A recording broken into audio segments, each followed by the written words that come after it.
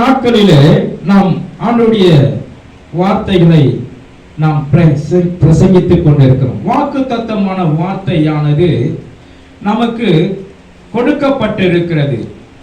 அந்த வாக்குத்தத்தம் என்னவென்று நாம் பார்க்குமானால் சங்கீதம் 16 சங்கீதம் நான் என் முழு பிரியத்தையும் இருக்கிற மகாத்மாக்களுக்கும் அது வேண்டியதாய் இருக்கிறது என்று சொன்னாய். ஆமென். பூமியில் உள்ள பரிசுத்தவான்களுக்கும் நான் என் முழு பிரியத்தையும் வைத்திருக்கிற மகாத்மாக்களுக்கும் அது வேண்டியதா இருக்கிறது என்று சொன்னார். அப்போ ஆண்டவர் யார்கிட்ட சொல்லி இருக்கிறாரு? தாவீது கிட்ட சொல்லி இருக்கிறார். அப்பா, செல்வம் எனக்கு வேண்டியது அல்ல, நீ யாருக்கு கொடு சொல்றாரு? பரிசுத்தவான்களுக்கு மகாத்மாக்களுக்கு கொடுப்பான் அப்படின்னு சொல்றாரு. அப்போ நீ எத்தனை போயிட்டு இந்த பணம் எத்தனை போயிட்டு திருப்பதியில போடு, இந்த பணத்தை எத்தனை போயிட்டு உண்டியில போடு அப்படின்னு நான் சொன்னாரு ஆண்டவர். ஹல்லேலூயா. யாருக்கு தேவைப்படுதான்? மகாத்மாக்கள், பரிசுத்தவான்களும் மகாத்மா. மகாத்மானா யாரு? மகாத்மானா யாரு? இந்த சைடு சொல்லுங்க. மகாத்மானா யாரு? நீங்க தான். விசுவாசிக்கிறீங்களா? யார் ரட்சிக்கப்பட்டு ஞானஸ்தானம் எடுத்திருக்கீங்களா? நீங்க தான் மகாத்மாக்கள், பிரதான ஆத்துமாக்கள், பெரிய ஆத்துமாக்கள். ரட்சிக்கப்படாதவங்கள சின்ன ஆத்துமாக்கள் தான். நீங்க உங்களுக்கு தான் நித்திய ஜீவனை கர்த்தர் கொடுத்திருக்கிறார். நித்திய ஜீவனை பங்குள்ளவர்களாய் உங்களை ஆண்டவர் மாற்றி இருக்கிறார். எத்தனை பேர் விசுவாசிக்கிறீங்க? அப்போ ரட்சிக்கப்பட்டவர்கள் அனைவரும் மகாத்மாக்கள். எல்லாம் சொல்லுங்க. ரட்சிக்கப்பட்டவர் அனைவரும் மகாத்மாக்கள். ஆண்டவருக்காக கொடுக்கிறவர்கள் மகாத்மாக்கள். ஆண்டவருக்காக தன்னை அர்ப்பணிக்கிறவர்கள் மகாத்மாக்கள். விசுவாசிக்கிறீங்களா? அப்போ ஆண்டவருடைய கிருபை எது அப்படின்னா கொடுக்கிறது தான் கிருபை. கொடுக்கிறவர்கள் கிருபையை பெற்றுக் கொள்வார்கள். விசுவாசிக்கிறீங்களா? கொடுப்பதனால் உங்களுக்கு ஆண்டவர் பாக்கியவான் பாக்கியவதியாய் வைக்கிறார். கொடுப்பது மிகவும் ஒரு தேவனுக்கு கொடுப்பது எப்படிப்பட்டது? தேவனுக்காக நீங்க கொடுக்கிறீங்க, கிறிஸ்தவர்களுக்காக, கிறிஸ்தவ பிள்ளைகளுக்காக அல்லது கிறிஸ்தவ அறநெறிக்காக நீங்க கொடுக்கிறீங்க அப்படின்னா அது மிகவும் பெரிதா இருக்கும். விசுவாசிங்களா? ஆண்டவர் இதை சொல்லும் பொழுது ஆண்டவர் இன்றைக்கு நமக்கு ஆண்டவர் நிறைய காரியங்களை வெளிப்படுத்தி கொண்டிருக்கிறார். அப்போ கடந்த நாட்களிலே நாம் பார்த்தோம். என்ன பார்த்தோம்? கர்த்தருக்கு கொடுப்பது வாங்குகிறதை பார்க்கிலும் கொடுப்பது பாக்கியம் என்று பார்த்தோம். அப்போ வாங்குகிறது நம்ம கையை இப்படி நீட்டும், ஆனா கொடுக்கும் போது நம்ம இப்படி கொடுக்கிறோம். இப்படி கொடுக்கும் போது நிச்சயமாய் நாம் ஆண்டவர் இடத்திலிருந்து பெற்றுக்கொள்ளலாம். விசுவாசிக்கலாம்? பரத்திலிருந்து நமக்கு கிடைக்கக்கூடிய ஒரு மகிமையான பலத்தை நாம் பெற்றுக்கொள்ளலாம். எல்லாவற்றிலும் ஆண்டவருக்கு தன்னை அர்ப்பணிக்கும் போது உங்கள் வாழ்க்கையில மிக வித்தியாசத்தை கர்த்தர் கொடுக்க அவர் வல்லமை உள்ள தேவனாய் இருக்கிறார். அல்லேலூயா. கொடுக்கிற அனைவருக்கும் கர்த்தர் கூடவே இருக்கிறார். அப்போ கொடுப்பதினால் சுகந்த வாசனையாய் இருக்கும் என்று பிலிப்பியர் புஸ்தகத்தில் சொல்லப்பட்டிருக்கிறது. பிலிப்பியர் புஸ்தகம் 4:13 வாசிங்க. 4:18 4:18 பிலிப்பியரின் புஸ்தகம் 4:18. எல்லாம் எனக்கு கிடைத்தது, எல்லாம் எனக்கு கிடைத்தது, பரிபூர்ணமும் உண்டாயிருக்கிறது. உங்களால் அனுப்பப்பட்டவைகளை சுகந்த வாசனையும் தேவனுக்கு பிரியமான உகந்த பலியாக வரப்பற்றிக் கொண்டிருக்கபடியால். ஆமென். அப்போ இப்ப பாருங்க, இது சுகந்த வாசனையானதா இருக்கிறது. அப்போ இதுல சொல்றாரு, அப்போஸ்தலர் பவுல் மூலமாக பிலிப்பியருக்கு கொடுக்கப்பட்ட அந்த காணிக்கையும் அந்த பொருளாதாரத்தையும் எப்படிப்பட்ட கர்த்தருக்கு கொடுத்ததாய் சொல்லப்பட்டிருக்கிறது. விசுவாசிக்கிறீங்களா? அப்போ அது எப்படிப்பட்டது என்றால் சுகந்த வாசனையா இருக்கிறது. அந்த சுகந்த வாசனையா இருக்கிறது. சுகந்த வாசனைனா என்ன அர்த்தம் சொல்லுங்க? சுகந்த வாசனைனா சொல்லுங்க. சுகந்த வாசனை என்னது? நல்ல நறுமணம். நல்ல நறுமணம். அப்போ பக்கத்துல நீங்க செட்டு கொஞ்சம் அப்படியே லைட்டா தெளிச்சுட்டா என்ன இருக்கும்? வாசனை அப்படியே எல்லா இடத்தையும் பரவும். அதே போல நீங்க கொடுக்கிறதுனால பரலோக ராஜ்யமே சந்தோஷப்படும். விசுவாசிக்கிறீங்களா? கொடுப்பது பயங்கரமான ஆசீர்வாதம். கர்த்தருக்கு கொடுக்கிறது சாதாரண விஷயம் இல்லை. அதுவும் என் நிமித்தம் ஏழைக்கு ஒரு கலசம் தண்ணீர் கொடுத்தால் கூட அதற்கேற்ற பலன் உண்டு என்று சொல்றார். விசுவாசிக்கிறீங்களா? அப்போ சீசனின் நிமித்தம் ஒரு கலசம் தண்ணீர் கொடுக்கும் போது கர்த்தர் பலன் அளிக்காமல் இருக்க மாட்டார். நிச்சயமா கொடுத்து யாருமே தரித்திரரானது கிடையாது. விசுவாசிக்கிறீங்களா? கொடுப்பதினால் பெறப்போகிற ஆசீர்வாதம் எதுனா நறுமணம், நல்ல வாசனை, உகந்த வாசனை, தேவனுக்கு பிடித்தமான காரியம். கர்த்தருக்கு பிடித்தமான காரியத்தை செய்யும் போது உங்கள் வாழ்க்கையில ஒரு பெரிய மாற்றம் ஏற்படும். விசுவாசிக்கிறீங்களா? அல்லேலூயா. பாருங்க, அன்னை தெரேசா எல்லாருக்கும் தெரியும். அவங்க இங்கிலாந்து தேசத்திலிருந்து இங்க ஊழியம் செய்து கல்கட்டால ஒரு ஏழ்மையாய் வளர்ந்தார்கள். ஒரு நல்ல பணக்கார வீட்டு மகள். இங்கு ஏழ்மையா யாருக்கு ஊழியம் செஞ்சாங்க தெரியுமா? யாருக்கு ஊழியம் செய்தாங்க தெரியுமா? குஷ்டரோகிகளுக்கு. அவங்களுக்கு ஊழியம் செய்து அவங்களுக்கு ஒரு அநாதை இல்லத்தை கட்டி, குஷ்டரோகியெல்லாம் என்ன பண்ணிடுவாங்க, அந்த நாட்களில் ஒதுக்கி வச்சிருவாங்க. குஷ்டம் வந்தால் தீட்டுன்னு சொல்லிடுவாங்க. ஆனால் அந்த அம்மா என்ன பண்ணிட்டாங்க, எல்லாருக்கும் அந்த அழுகி போன சரீரத்தை நல்லா இது பண்ணி அதை மருந்து போட்டு அதை கட்டி அதை அவங்க செஞ்சது பெரிய ஆண்டவருக்கு செய்யறது போல நினைச்சாங்க. ஒரு நாள் அவங்க மளிகை கடைக்காரங்கிட்ட போயிட்டு, ஐயா, என்னுடைய பிள்ளைகள் பசியும் பட்டினியா இருக்காங்க, கொஞ்சம் எங்களுக்கு இரக்கம் பண்ணுங்க அப்படின்னு சொன்னாங்க. அப்போ அந்த ஆள் என்ன பண்ணிட்டாரு, மளிகை கடைக்காரர், ஏமா உனக்கு கொஞ்சம் கூட ஒரு இதுவே இல்லையா, அவமானமே இல்லையா அப்படின்னு சொல்லிட்டு காலி துப்பிட்ட உடைய அவங்க குறிச்சிட்டாங்க. இது எனக்குரியதை நீ கொடுத்துட்ட, ஆனா என் பிள்ளைகளுக்குரியதை கொடுங்கப்பா கிடைச்சிட்டு. அதுக்கப்புறம் அவனுக்கே ஒரு மனம் மாறி ஒரு தேவனுடைய அன்பு அவனுக்கு அவன் நீ எதுனா வேணுமோ போமா சொல்லிட்டு. அப்ப பாருங்க, பிறருக்காக கொடுக்கிறத அவங்க அவமானம், பிறருக்காக வாங்குறது அவமானம் நினைக்கல, அதை தனக்குரியது என்று ஏற்றுக்கொண்டாங்க அவமானத்தை. இன்றைக்கு தேவ ஜனமே, நீங்க கர்த்தருக்கு கொடுக்கிறதுனால் அந்த சுகந்த வாசனையை நீங்கள் பெற்றுக் கொள்ளலாம். கர்த்தருக்காக தன்னை அர்ப்பணிக்கும் போது உன் வாழ்க்கை மிகுதியான பலன் உண்டு. எல்லா தடைகளை நீக்க அவர் வல்லமை உள்ள தேவனாய் இருக்கிறார். உங்களுக்கு சோர்வு நீங்கும், பலவீனங்கள் தாக்காது, எல்லாவற்றிலும் உங்களை நீதிமானாய் மாற்றுவார். அவருடைய செல்வம் கடவுளுக்கு தேவையில்லை. யாருக்கு தேவை? பரிசுத்தவான்களுக்கும் மகாத்துமாக்களுக்கும் தேவை. இன்றைக்கு அல்லேலூயா, தேவன் ரட்சிக்கப்பட்ட பிள்ளைகள் மகாத்துமாக்களாய் இருக்கிறாங்க. சும்மா பட்ட பேர் வாங்குறதோ அல்லது இணைப்பேர் இணைக்கிறதோ அது என்ன இல்லை, மகாத்மா கிடையாது. யார் மகாத்மானா? நீங்க தான் மகாத்மா. யாரெல்லாம் நீடித்த வாழ்வாய் இருக்கிறார்களோ அவங்களுக்கு தான் மகாத்மாக்கள்.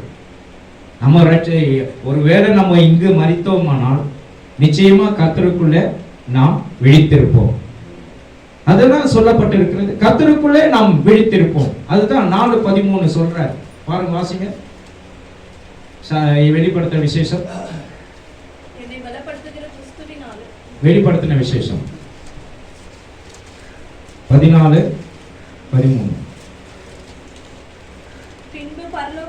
பின்பு பரலோகத்திலிருந்து ஒரு சத்தம் உண்டாயிற்று,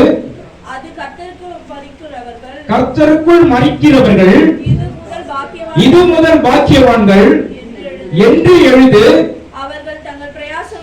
தங்கள் பிரயாசங்களை விட்டொழிந்து இளைப்பாறுவார்கள், அவர்களோடு கூட போகும். விசுவாசிக்கிறீங்களா? ஆண்டவர் இதை திருவுளம் பற்றி கொண்டிருக்கிறார். அப்போ இன்றைக்கு தேவ ஜனமே அந்த பரலோகத்தின் பொக்கிஷத்தை கர்த்தருக்குள் நாம் சேர்த்து வைக்கிறோம். விசுவாசிக்கிறீங்களா? அப்போ நம்முடைய பிரயாசங்களை, இந்த உலகத்துக்குரிய காரியங்களை விட்டு நாம் தேவனோடு பிரயாசிக்கிறோம். விசுவாசிக்கலாம், தேவனோடு பிரயாணம் பண்ண போகிறோம். ஆகவே இந்த உலகத்துக்குரியது நாம் நம்பக்கூடாது, ஆண்டவருக்குரியதை நாம் நம்பினால் நிச்சயமா இன்றைக்கு அந்த சுகந்த வாசனை கொடுப்பதில் சுகந்த வாசனையா இருப்பது என்று சொல்லப்பட்டிருக்கிறது. ஆகவே தேவ ஜனங்களே, இன்றைக்கு ஆண்டவருக்கு தன்னை அர்ப்பணிக்கும் போது உங்கள் வாழ்க்கையில வித்தியாசம் ஏற்படும், சமாதானம் ஏற்படும். மத்தேயு புஸ்தகம் 25:23 வாசிப்போம். மத்தேயு 25:23. அவருடைய எஜமான் அவனை நோக்கி, நல்லது, உத்தமமும் உண்மையுள்ள ஊழியக்காரனே, கொஞ்சத்திலே நீ உண்மையா இருந்தால் அநேகத்திற்கு அதிகாரியாய் வைப்பேன், பிரவேசி என்றார். அப்போ பாருங்க, கொஞ்சத்துல உண்மையுள்ளவர்கள், ஆண்டவருக்காக பிரயாசப்பட்டு செய்கிறவர்களை ஆண்டவர் அநேகத்துக்கு அதிபதியாய் வைத்தார். விசுவாசிக்கிறீங்களா? அல்லேலூயா. ஒரு கம்பெனிக்கார், அதாவது கோல்கேட் கம்பெனி உங்களுக்கு தெரியும், அவர் நஷ்டத்துல போய் கொண்டிருக்கிறார். அவர் கிறிஸ்தவர், நஷ்டத்துல போய் கொண்டிருக்கிறார். நஷ்டத்துல போய் கொண்டிருக்கும் போது ஒரு போதகர் பேசுறார், ஐயா, என் கம்பெனி நஷ்டத்துல போய் கொண்டிருக்கிறது, என்ன பண்ணலாம், ஆலோசனை கொடுங்க, நீங்க தசம பாகம்லாம் கொடுக்குறீங்களா அப்படின்னு கேட்டுக்கிறார். அவர் என்ன சொல்லிட்டாரு, ஐயா, தசம பாகம்னா எனக்கு என்னன்னு தெரியல, தசம பாகம் என்பது என்னன்னு தெரியல, நான் காணிக்கை மட்டும் போட்டுட்டு போயிருப்பேன் அப்படின்னு சொன்னார். அப்போ அவர் என்ன பண்ணிட்டாரு, தசம பாகம் என்பது நம்முடைய வருமானத்துல ஒரு பங்கு, 10ல் ஒரு பங்கு தேவனுக்கு கொடுக்க வேண்டும். தேவனுக்காக கொடுக்கும் போது உன் வாழ்க்கை எந்த அளவுக்கு மாறுது பாருங்க. அதுக்கப்புறம் கொடுக்க ஆரம்பிச்சிட்டாரு. கொடுக்க ஆரம்பிச்சிட்ட பிறகு மாசத்துல எடுத்து வைப்பார், மாசத்துல சர்ச்சுக்கு கொடுக்கறதுக்கு எடுத்து வைப்பார், தேவனுக்காக கொடுக்கறதுக்கு எடுத்து வைப்பார். கொடுக்கும் போது அவருடைய ப்ராடக்ட், அந்த கோல்கேட் ப்ராடக்ட் பக்காவா அதிகமா எல்லா வெளிநாடுகள் எல்லா இடத்திலும் நல்ல சேல்ஸ், அதிக சேல்ஸ், அதிகமான விற்பனை நடந்து கொண்டு இப்போ இந்த கோல்கேட் நடந்து கொண்டிருக்கிறது. ஆகவே தேவச்சனமே அவர்களுடைய வாழ்க்கையில எத்தனை % கொடுக்கிறார் தெரியுமா? முதல் 1% தான் கொடுத்தாரு, அதுக்கப்புறம் 10% கொடுத்தாரு, இப்போ 90% கொடுக்கிறாரு. 10% அவருக்கு லாபம் வருது. அந்த 10% லாபத்தை எடுத்து வச்சுட்டு கொடுக்கிறார்.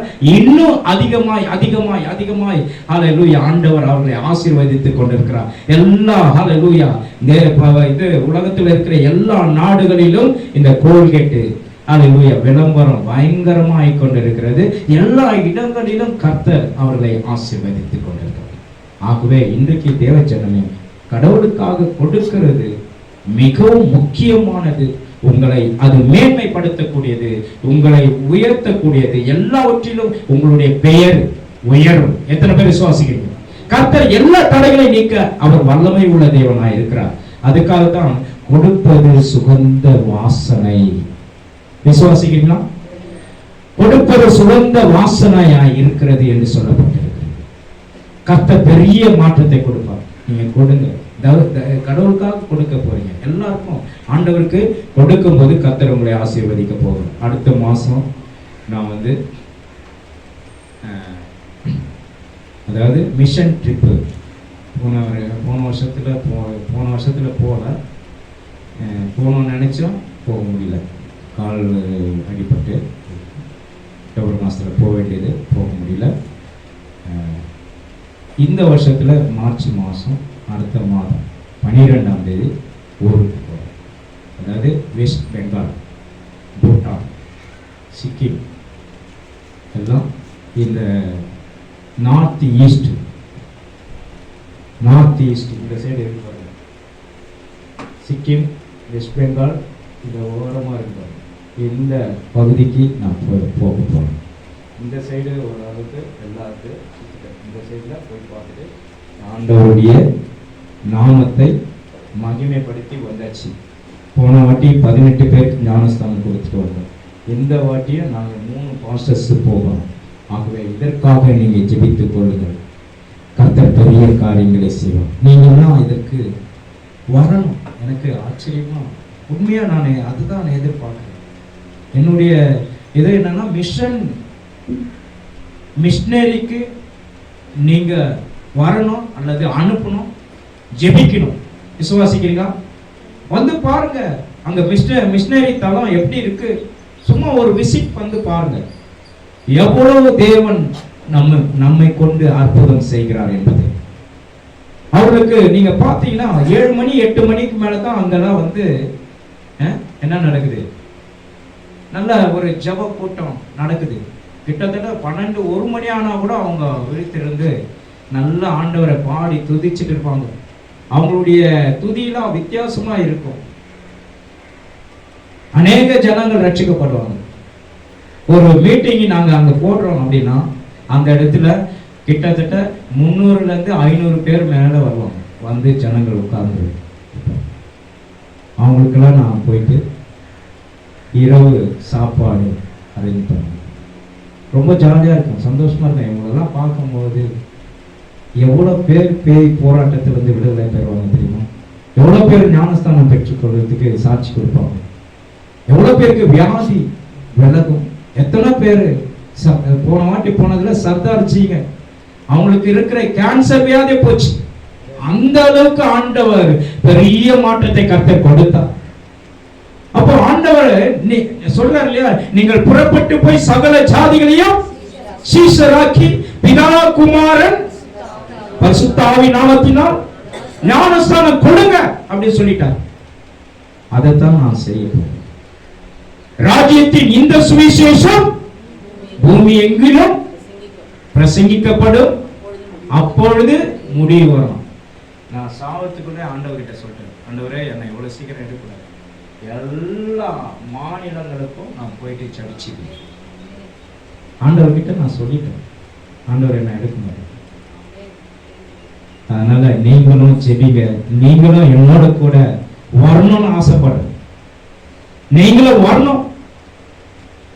எத்தனை பேர் வெளி மாநிலங்களுக்கு போயிருக்கீங்க? வட மாநிலங்களுக்கு போயிருக்கீங்க?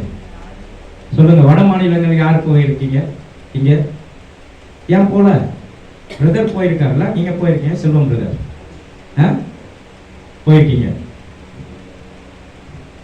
வேற யாரு? வட மாநிலம் போய் பாருங்க. வட மாநிலங்கள் போங்க. அங்க இருக்கிற மொழி தெரியாது உங்களுக்கு, அங்க இருக்கிற பாஷை தெரியாது, இனம் புரியாது, ஜாதி எதுவுமே தெரியாது. ஆனா அங்க போனா எவ்வளவு அன்பு தெரியுமா? எவ்வளவு அன்பு, தேவனுடைய அன்பை அங்க வெளிப்படுத்திட்டு வரணும். விசுவாசிக்கிறீங்களா? நீங்க வந்து பாருங்க. சான்ஸ் கிடைச்சா நீங்க அடுத்த வருஷம் கூட நீங்க எனக்கு சொல்லுங்க, செலவு பண்ணி போலாம். போயிட்டு ஒரு 3 நாள் இல்ல 10 பேர் 5 பேர் ஒரு வாரம் தங்கிட்டு அங்கே இருக்கிற சுச்சுவேஷன்லாம் பாருங்கள், ரொம்ப சந்தோஷமாக இருக்கும், ஹாப்பியாக இருக்கும். நமக்கு மீண்டுமாய் ஒரு ஜீவன் வந்தது போல இருக்கும், அந்த மாதிரி இருக்கும். அடுத்த மாதம் நான் போகிறேன், நல்லா ஜெபித்துக் கொள்ளுங்கள். கர்த்தர் பெரிய காரியங்களை செய்ய அவர் வல்லமை உள்ள தேவனாக இருக்கிறார். இந்த வெஸ்ட் பெங்கால் சிக்கிம் மேலே இருப்பாங்க, இந்த சிக்கிமுக்கு போகிறேன். அப்புறம் பூட்டான் பூட்டான்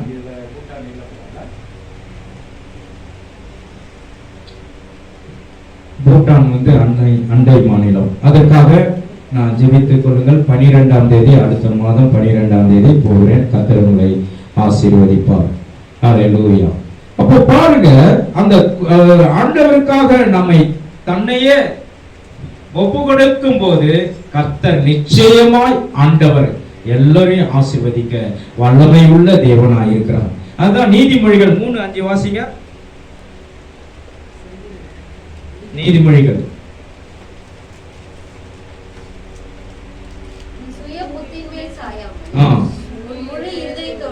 முழு இருதயத்தோடு கர்த்தருக்குள்ளே நம்பிக்கையாயிர வழிகளெல்லாம் அவரை நினைத்துக்கொள், உன் பாதையில செவ்வையாக்குவார், உன்னை கனம் பண்ணுவார். கர்த்தரை நீ நினைத்துக் கொண்டு நீ வாழும்போது கர்த்தர் உன் வாழ்க்கையில சமாதானத்தை கொடுக்க அவர் வல்லமையுள்ள தேவனாய் இருக்கிறார். ஹல்லேலூயா. இப்ப பாருங்க, அந்த இடத்துல நம்ம அந்த மிஷன், அந்த மிஷனரி ட்ரிப்பு போகும்போது அந்த வட மாநிலங்களில் எவ்வளோ பெரிய ஆட்களாக இருந்தாலும் நம்ம காலை முத்தம் கொடுக்கணும். மனித அவங்களுடைய இதெல்லாம் எப்படின்னா என்ன சொல்கிறது, குருஜி வணக்கம்னு சொல்லிட்டு அவங்களுக்கு ஒரு இது இருக்குது. ஏசு மஸ்கே அப்படின்னு சொல்லிட்டு காலை முத்தம் கொடுப்பாங்க. யாராக இருந்தாலும் நம்ம ஐயோ என்ன ஏன் இதெல்லாம் செய்கிறேன்னா, இது அவங்களுடைய பழக்க வழக்கம். சர்தார்ஜிலாம் என்ன பண்ணுவாங்க, பெரிய ஆளாக இருப்பாங்க, அப்படியே இவ்வளோ வணங்குவாங்க. அப்போது நம்மளை ஆண்டவர் கனப்படுத்துகிறார். நீங்கள் அங்கே போய் பாருங்களேன், ஒரு பெரிய மாற்றத்தை கர்த்தர் சந்திக்கக்கூடியதாக இருக்கும். நீங்கள்லாம் ஹல்லேலூயா, தயவு செய்து நீங்கள் வாங்க. ஹல்லேலூயா. உங்களை கூட்டிகிட்டு போகிறதுக்கு இந்த தரிசனம், பரம தரிசனத்தில் நீங்கள் பங்குள்ளவர்களாய் இருக்க வேண்டும், வர வேண்டும் என்று நான் ஹல்லேலூயா மிகவும் விருப்பப்படுகிறேன். கர்த்தர் உங்களை ஆசீர்வதிப்பாராக. ஆமென். ஹல்லேலூயா. பாருங்க, மூன்றாவதாக நாம் பார்க்கும்போது, கொடுப்பதினால் வானத்தின் பல கனிகளை திறந்து இடம் கொள்ளாமல் போகும் மட்டும் நான் ஆசீர்வதிப்பேன் என்று சொல்லியிருக்கிறார். விசுவாசிக்கலாம். கர்த்தருடைய நாமம் மகிமைப்படுவதாக. தானியேலின் புஸ்தகம் 1:20 வாசிங்க. தானியேலின் புஸ்தகம் 1:20. தானியேல் சொல்றாரு, அவருக்கு ஞானத்துக்கும் புத்திக்கும்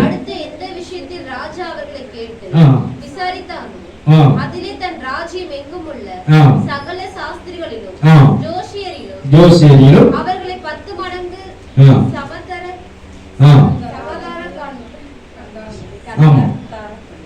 பாருங்க, இதுல என்ன சொல்றாருன்னா, 10 மடங்கு எல்லாரையும் காட்டிலும் ஞானவானாய் மாற்றினான். யார?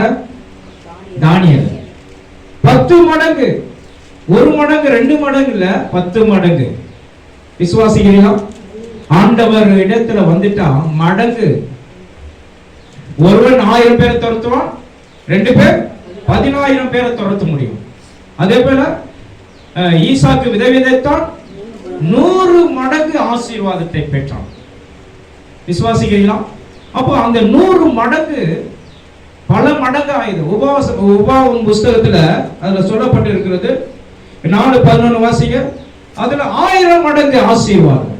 மடங்கு 1 மடங்கு 2 மடங்கு இல்ல, எல்லாமே பல மடங்கு, பல கோடி ஆயிரங்களை ஆண்டவர் உங்களுக்கு ஆசீர்வாதமாய் கொடுப்பார். யாரெல்லாம் கர்த்தருக்கு தன்னை அர்ப்பணிக்கிறார்களோ அவர்களுக்கு வானத்தின் பல கனிகளை திறந்து இடம் கொள்ளாமல் போகும் மட்டும் நான் உங்களை ஆசீர்வதிப்பேன் என்று சொல்லியிருக்கிறார். விசுவாசிக்கிறீங்களா?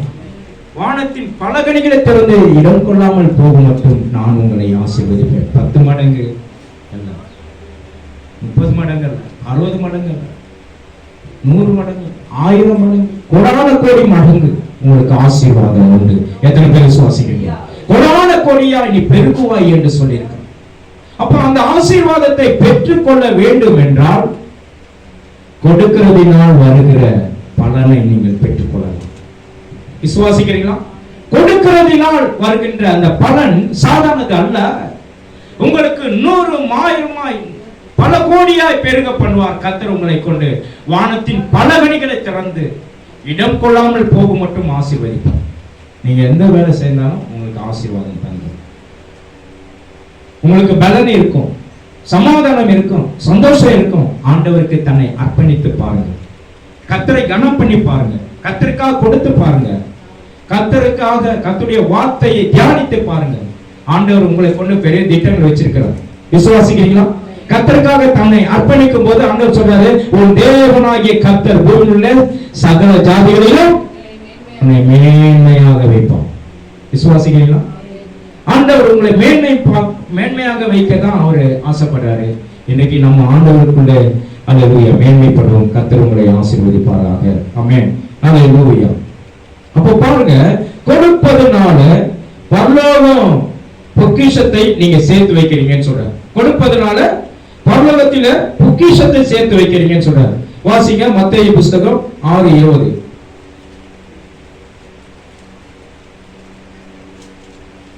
பரலோகத்திலே உங்களுக்கு பொக்கிஷங்களை சேர்த்து வையுங்கள். பொக்கிஷத்தை சேர்த்து வையுங்கள். அங்கு பூச்சியாவது துருவாவது கெடுக்கிறது இல்லை, கண்ணமிடுவதும் இல்லை. நீங்க பாத்தீங்கன்னா பேங்க்ல சேர்த்து வச்ச நகைலாம் கூட திருட என்ன பண்ணிடுறோம், இன்னைக்கு திருடின்னு போயிடும். அதான் உண்மை. ஏடிஎம்ல பணம் போட்டா ஏடிஎம்மே ஒடிக்கிறாங்க. இங்க இருக்கிற ஆட்கள் ஏடிஎம்மே ஒடிச்சிடுறாங்க. நல்ல வாட்ச்மேன், யாரை வாட்ச்மேனை போடுவாங்க? எப்படிப்பட்ட வாட்ச்மேனை போடுவாங்க? ரொம்ப வயசானவர், கிட்டத்தட்ட 80-85 வயசு ஆன வாட்ச்மேனை போட்டு அவரு நல்லா தூங்குவார். அவருக்கு என்ன பண்ணுறாங்க, ஏதாவது ஒரு இது கொடுத்துட்டு மயக்க மருந்தை கொடுத்துட்டு அவரை தூங்க வச்சிடறாங்க. போயிட்டு ஏடிஎம் ஒடிச்சிடுறாங்க. ஆனால் ஆண்டவர் சொல்றாரு, பொக்கிஷத்தை எங்க சேர்த்து வைக்கணுமா? பரலோகத்துல சேர்த்து வைக்கணும்னு சொல்றாரு. இன்னைக்கு நீங்க பிரயாசப்படுகிற காரியங்கள் சபையிலையும் கர்த்தருடைய ஆலயத்திலும் வார்த்தையின் மூலமாக எங்க சேர்க்கணும்? பரலோகத்துல சேர்த்து பாருங்க. உங்கள் வாழ்க்கை மிகுந்த சந்தோஷப்படும். விசுவாசிக்கிறீங்களா? மிகுந்த சந்தோஷப்படும். கர்த்தர் உங்களுடைய வாழ்க்கையில சமாதானத்தை கொடுத்து உங்களை உயர்த்துவார். கர்த்தர் உங்களோடு கூட இருப்பாராக. அதுக்கப்புறம் எபிரேயர் புத்தகம் 13-14 வாசிப்போம். எபிரேயர் 13-14. நிலையான நகரம் எங்க இருக்கா? நமக்கு இங்க இல்லை. எங்க இருக்கு? ஆமென். பரலோகத்தையே நாங்கள் நாடி தேடுகிறோம். எங்க வந்தா? சபைக்கு வந்தா பரலோகத்தை நம்ம நாடி தேடி அங்க அல்லேலூயா உள்ள எல்லா ரகசியத்தையும் கற்றுக்கொள்ளலாம். விசுவாசிக்கிறீங்களா?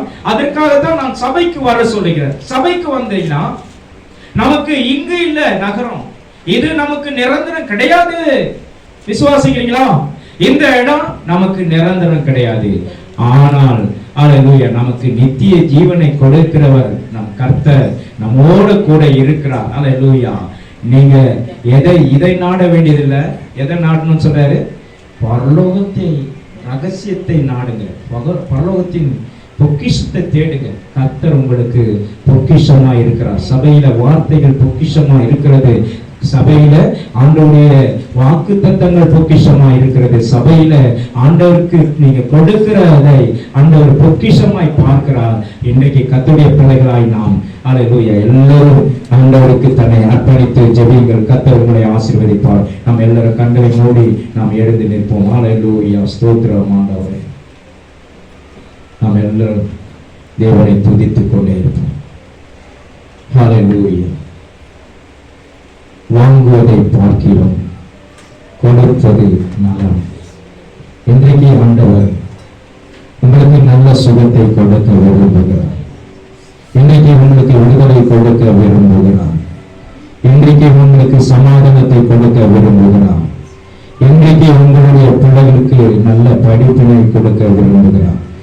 உங்களுக்கு வேலை இல்லாதவருக்கு நல்ல வேலை கொடுக்க விரும்புகிறார். இன்றைக்கு பிள்ளைகளுக்கு ஆசீர்வாதத்தை கொடுக்க விரும்புகிறார். நீங்க ஆண்டவருக்காக நீங்க கொடுப்பீர்கள் என்றால் கர்த்தர் உங்களுக்கு எல்லா காரியங்களிலும் உங்களுக்கு ஆசீர்வாதத்தை கொடுத்து உங்களை பாக்கியவான்களாகவும் பாக்கியவதிகளாகவும் மாற்ற ஆண்டவர் விரும்புகிற காரியத்தை நீங்க செய்யுங்கள். கர்த்தருக்காக தங்களை அர்ப்பணிங்க. கர்த்தருக்காக ஒப்பு கொடுங்க. இன்றைக்கு ஆவி ஆத்மா சரீரம் எல்லாம் கர்த்தருக்காக அர்ப்பணிக்கிறேன். ஹல்லேலூயா. ஆவி கர்த்தர் உன்னை ஆசீர்வதித்து உன்னை காக்க கடவுள். கர்த்தர் தம்முடைய முகத்தை உன்மேல் பிரகாசிக்க பண்ணி உன்மேல் கிருபையாய் இருக்க கடவுள். கர்த்தர் தம்முடைய முகத்தை உன்மேல் பிரசன்னமாக்கி உனக்கு சமாதானம் கட்டளையிட கடவுள். இன்றைக்கு ஹல்லேலூயா. அன்றைக்கு மோசேயிடத்தில் இஸ்ரவேல் ஜனங்களுக்காக ஜெபித்துக் கொள்ளுங்கள், வாழ்த்துங்கள் என்று சொன்னார்.